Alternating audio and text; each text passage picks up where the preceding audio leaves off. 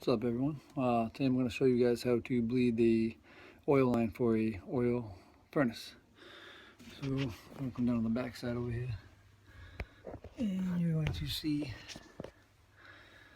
the whole setup, the pump, ignition control, all that down up in this area. So what we want to do is get a bucket down here. It's going to be a pinhole, or I should say a pin that screws in. It's a 3/8.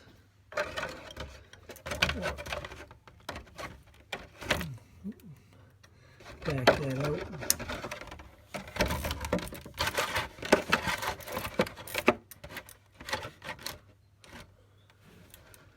Hit the reset button.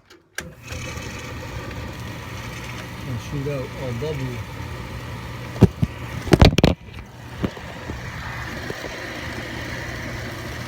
See all the bubbles?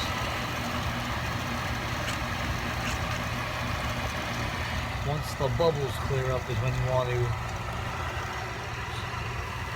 tighten it down, and should be good to go.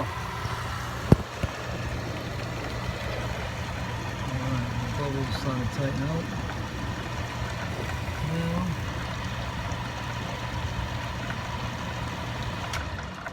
there we go, kicked off.